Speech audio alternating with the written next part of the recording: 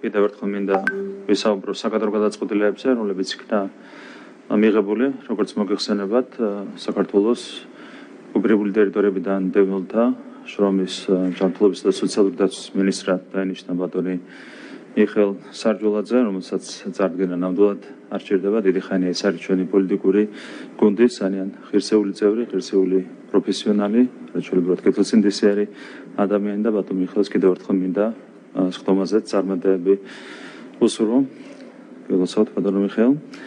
ასევე კიდევ ერთხელ გაგაცნობთ გადაწყვეტილებას იმის თაობაზე, რომ მთავრობის ადმინისტრაციის ხელმძღვანელად დაინიშნა ბატონი ლევან ჟორჟოლიანი, რომელიც გახდათ წლების მანძილზე თბილისის საკრებულოს წევრი, იურიდიული კომისიის თავმჯდომარე, არის ძალიან მაღალი კვალიფიკაციის მქონე იურისტი. მინდა ბატონ ლევანსაც უსურვო წარმატებები თავის თანამდებობაზე.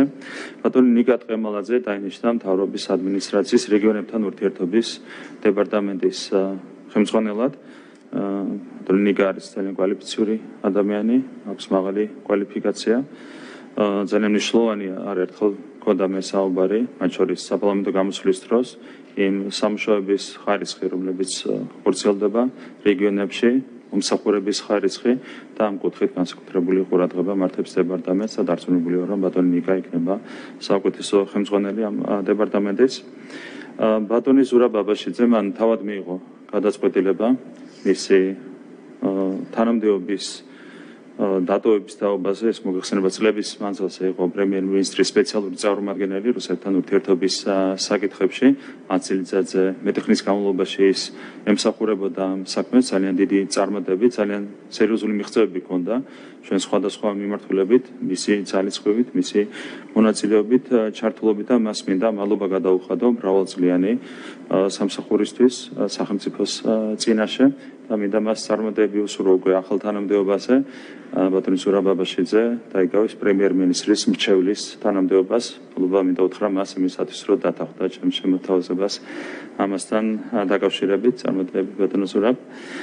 რაც შეეხება პრემიერ-მინისტრის სპეციალურ წარმომადგენელს რუსეთთან ურთიერთობის საკითხებში, ამ თანამდებობას დაიკავებს ბატონი გიორგი ქაჯაია, რომელიც წლების მანძილზე იყო შვეიცარიის კონფედერაციის საელჩოში საქართველოს ინტერესების სექციის ხელმძღვანელი.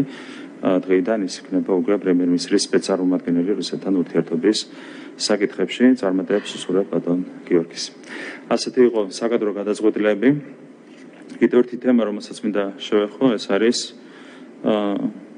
ყოფილი იუსტიციის მინისტრის და გენპროკურორის ვიზიტები ბრიუსელსა და ბერლინში, რასთან დაკავშირებითაც მთავრობამ გაავრცელა უკვე ოფიციალური განცხადებები და ასე მადლობა მინდა გადაუხადო საგარეო საქმეთა მინისტრს ბატონ ილია დარჩიაშვილს იმისათვის, რომ მან გამართა შეხვედრები როგორც ევროკავშირის ელჩთან, ასევე გერმანიის ფედერაციული რესპუბლიკის ელჩთან საქართველოში. ჩვენთვის შემაშფოთებელია, ბუნებრივია ეს ვიზიტები და კიდევ ერთხელ მინდა ამასთან დაკავშირებით ჩემი პირადი პოზიცია გამოვხატო. ყველამ ვიცით, ვინ არის, ვინ იყო ზურაბ აბაშიძე, ეს იყო რეპრესიული რეჟიმის ერთ-ერთი მთავარი ავტორი, შემოქმედი, ამ რეჟიმის ერთ-ერთი ლიდერი. ძალიან ბევრი ადამიანის კიდევ ერთხელ გაიმეორებ, სიცოცხლე, ჯანმრთელობა, კეთილდღეობა შეიწირა იმ რეჟიმმა. საუბარია 10,000-ობით ადამიანზე. და გარდა ამისა, ზურაბ აბაშიძე არის მშავრდებული რამდენიმე კონკრეტულ საქმეზე და დამატებით ის არის ბრალდებული ორ საქმეზე. ეს არის ძალიან მძიმე დანაშაულები.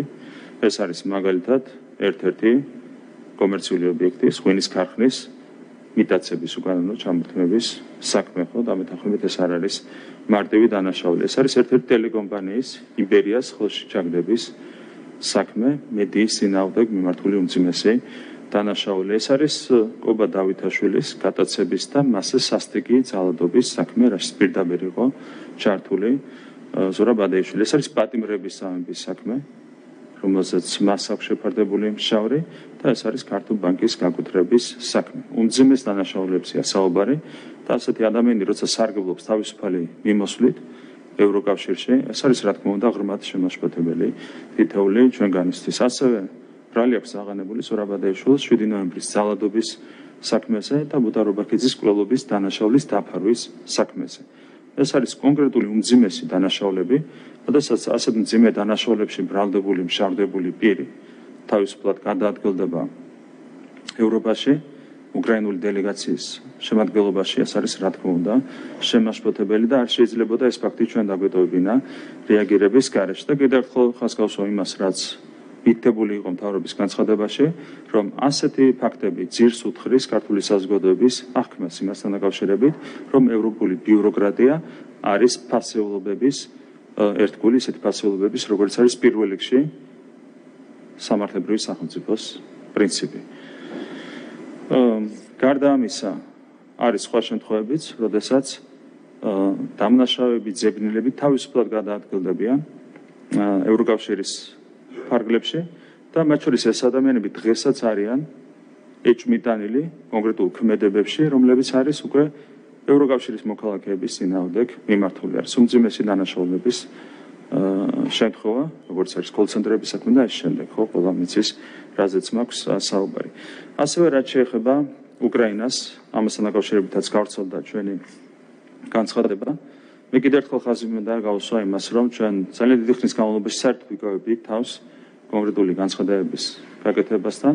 უკრაინა არის ომის მდგომარეობაში და ეს რა თქმა უნდა ამის თავარი მიზეზი და ჩვენ გავაგრძელებთ ყველა შემთხვევაში რა თქმა უნდა იმ რეჟიმში მოქმედებას, რასაც ჩვენ უწოდებთ ცალმხრივი მეგობრობის რეჟიმს. იმიტომ რომ ჩვენ პატივს ვსცემთ რა თქმა უნდა უკრაინელ ხალხს, უკრაინის სახელმწიფოს და იმ ისტორიულ მეგობრობას, რომელიც არის ჩამოყალიბებული ჩვენს ქვეყნებსა და ჩვენს ხალხებს შორის. თუმცა რეაგირება გარკვეულ მოვლენებზე არის ამ შემთხვევაშიც აუცილებელი. მე მინდა შეგახსენოთ, რომ ჩვენი სოლიდარობა უკრაინის მიმართ არის ურყევი. ეს გამოხატულია არა მხოლოდ სიტყვებით, არამედ ეს გამოხატულია კონკრეტული საქმეებით, როგორც არის იგივე მათ შორის 600-ზე მეტი შესაბამისი გადაწყვეტილების აქტის მხარდაჭერა, რომელიც შემუშავდა საერთაშორისო პლატფორმებზე. ეს არის ჰუმანიტარული დახმარება, რომელსაც ჩვენ დღემდე ფართო მასშტაბით უწევთ უკრაინელ ხალხს. ამ ფონზე ხდება რა? შეგახსენებთ ფაქტებს. თავის დროზე 2022 წლის 1 მარტს რამდენიმე დღეში უკრაინაში ომის დაწყებიდან უკრაინის ხელისუფლებამ საქართველოსდან გაიწვია უკრაინის ელჩი, რაც უმძიმესი და აბსოლუტურად გაუგებარი ფაქტი. მე შეგახსენებთ, რომ მაგალითად მიზეზები იყო ორი დასახელებული.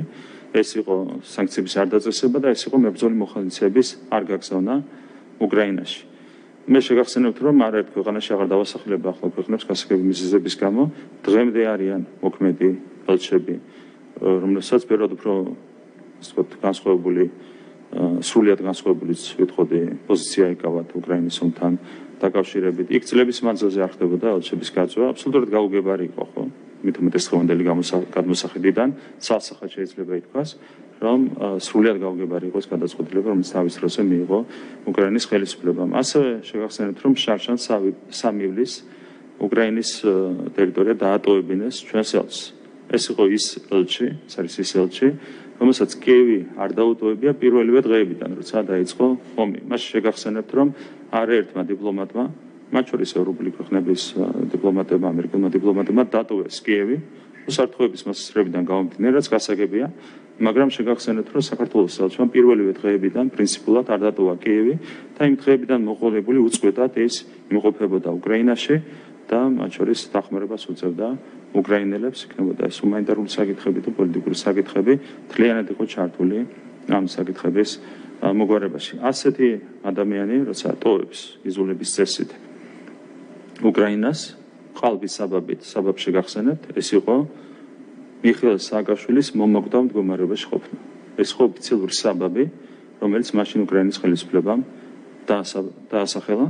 დღევანდელი გადმოსახედიდან ეს შეიძლება ითქვას, რომ ეს საბაბი იყო არა მხოლოდ ყალბი, არამედ ხმილის მონგრელიც არის ის საბაბი, რომელზეც იყო მაშინ ყურადღება გამახვილებული.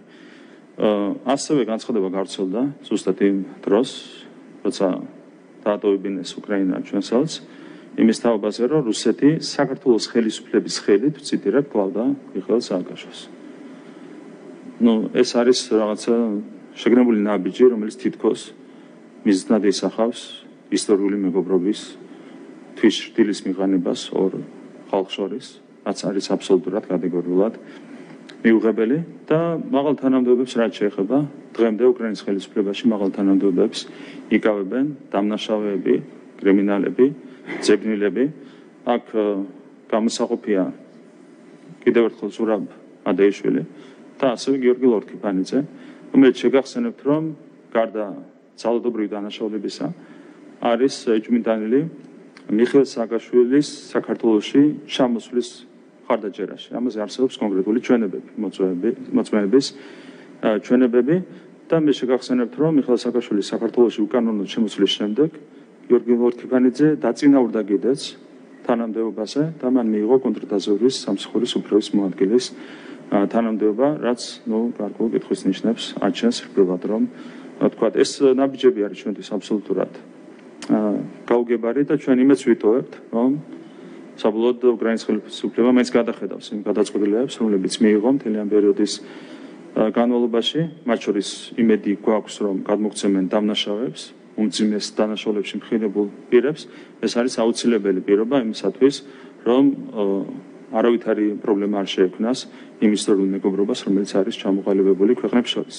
გარდა ამისა, კიდევ ერთხელ ვიტყვი იმას, რომ როგორც არ უნდა განვითარდეს პროცესები, ჩვენ დარწმუნებული ვართ, რომ პოლიტიკოსების გადაწყვეტილებები ვერ შეუქმნის საფრთხეს, ვერავითარ საფრთხეს იმ მეგობრობას, რომელსაც აქვს მყარი ისტორიული საფუძველი, საუბრობ მეგობრობაზე, ქვეყნებს შორის, ხალხებს შორის, ამას აქვს იმდენად მყარი ისტორიული საფუძველი, რომ ვერც ერთი პოლიტიკოსის გადაწყვეტილება ამას, რა თქმა უნდა, საფუძველს ვერ შეურყევს. თუმცა პოლიტიკოსების გადაწყვეტილებებიც არის თავისთავად ბუნებრივია, მნიშვნელოვანი. შემდეგი თემა, რაც მინდა შევეხო, ეს არის ნარკოტიკების საკითხი, ნარკოპოლიტიკა, რაც არის საზოგადოებაში ერთ-ერთი ყველაზე სერიოზული პრობლემა, რასაც ჩვენი პოლიტიკური გუნდის წევრებიც ხშირად საუბრობენ. მე მინდა მადლობა გადაუხადო შინაგან საქმეთა მინისტრს ბატონ ვახტანგ გომოლაურს იმისათვის, რომ რამდენიმე ძალიან მნიშვნელოვანი ოპერაცია ჩატარდა გასული პერიოდის განმავლობაში, მოხდა რეალიზატორების იდენტიფიცირება, ქსელების იდენტიფიცირება, თუმცა კიდევ უფრო მეტი არის საჭირო გამომდინარე იქიდან, რომ კვლავაც სახეზეა ნარკოტიკების რეალიზაციის მოხმარების ფაქტები, არის გარკვეული სისტემური მოვლენებიც, რაც ამას უკავშირდება.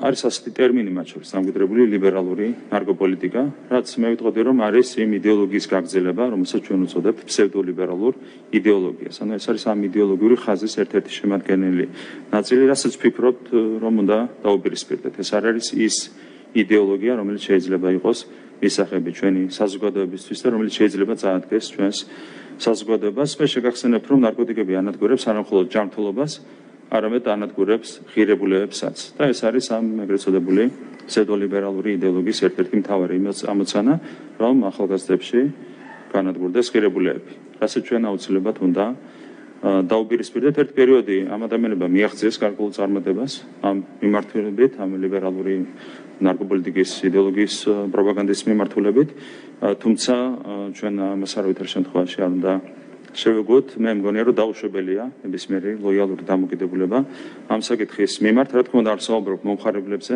ჩვენ გვჭირდება პირიქით სრულნვა მომხარებლებზე, იმისათვის, რომ მათ უარი ვათქმევინოთ ნარკოტიკების მოხმარებას, ეს უნდა იყოს ჩვენი ნარკოპოლიტიკის ერთ-ერთი მთავარი მიმართულება, თუმცა რაც შეეხება რეალიზაციას, რეალიზატორებს აქ გვჭირდება მაქსიმალური სიმკაცრე, ეს უნდა იყოს ჩვენი პოლიტიკა, ასევე ყურადღება არის მისაქცევი ფსიქოტროპულ აფთიაქებზე, ამას თალკე უნდა გაესვას ხაზი, რასაც საზოგადოებაში ხშირად საუბრობენ და მე მინდა ვთხოვო ყველა შესაბამის სამინისტროს, განსაკუთრებით ძალოვან უწყებებს, რომ შეიმუშაოთ ერთიანი განახლებული გეგმა, იმისათვის, რომ კიდევ უფრო ეფექტიანი გახდეს ჩვენი ბრძოლა ნარკოდანაშაულის წინააღმდეგ. კიდევ ერთი საკითხი, რომელსაც მინდა შევეხო, ეს არის ხეტყის უკანონო ჭრის საკითხი. რამდენიმე ადამიანმა მომართა მე პირადად ამ საკითხებზე, იყო რაღაც კონკრეტული საუბრები იმასთან დაკავშირებით, რომ კონკრეტულ რეგიონებში, ხეობებში იჭრებოდა დღეები. მე არ მაქვს ფაქტები დამტკიცებულები, ვერ ვთქვი არაფერს ამაზე, რამდენად არის ეს ფაქტები ნამდვილი, თუმცა ყველა შემთხვევაში ჩვენ გვჭირდება მაქსიმალური ყურადღება იმისათვის, რომ მოხდეს ასეთი შეასრულო დანაშაულის პრევენცია. ბატონო თერშამოგია დღეს არ ეცრება მთავრობის ხდომას, არის მშობლებაში და მასთან გვექნება მოგვიანებით, რა თქმა უნდა, კომუნიკაცია ამ საკითხზე. მე მინდა რომ სამინისტრო მაქსიმალური ყურადღება დაუთმოს ამ საკითხს, ასევე ძალოვანმა უწყებებმა, მათ შორის შინაგან საქმეთა სამინისტრომ. ძალიან მძიმე დანაშაულია ზოგადად ხეტყის უკანონო ჭრა, განსაკუთრებით როცა საქმე ეხება დიდი ოდენობით ხეტყის უკანონო ჭრას.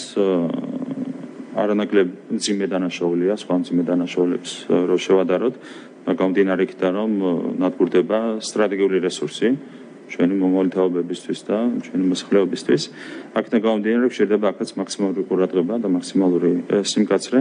მათ შორის მე ვფიქრობ, რომ უნდა შევიმუშაოთ სისხლის სამართლის კოდექსში ცვლილებები, რომელთა საფუძველზეც გამკაცრდება სასჯელები დიდი ოდენობით ხეთქვის უკანონო ჯრასთან დაკავშირებით და ამ კანონპროექტზე დავიწყებთ დაუყენებლივ მუშაობას.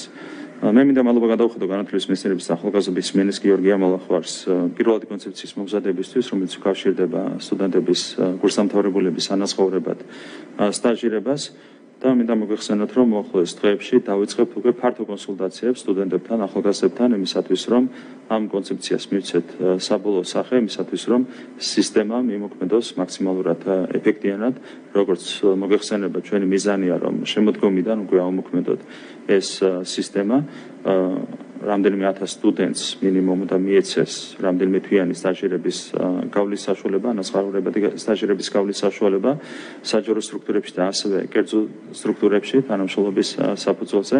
ჩვენ გვინდა რომ მაქსიმალურად გამართული იყოს ეს სისტემა, რა თქმა უნდა, პირველი წელი იქნება პილოტირების წელი. შევხედავთ, როგორ დაინერგება ეს სისტემა და შემდეგ ვიზრუნებთ, რა თქმა უნდა, სისტემის შემდგომ გაუმჯობესებაზე. თუმცა იმისათვის, რომ პირველივე წელს ეს სისტემა იყოს მაქსიმალურად ეფექტიანი, მნიშვნელოვანია მაქსიმალური ჩართულობა ახალგაზრდების სტუდენტების იმისათვის, რომ საბოლოო სახე ერთად მივცეთ ამ სისტემას. ეს არის ის საკითხები, რომლებზეც მინდა და ყურადღების გამახვილება, ახლა შეგვიძლია გადავიდეთ სამუშაო რეჟიმზე. მადლობა ყურადღებისთვის. უსმენდით ირაკლი კობახიძეს.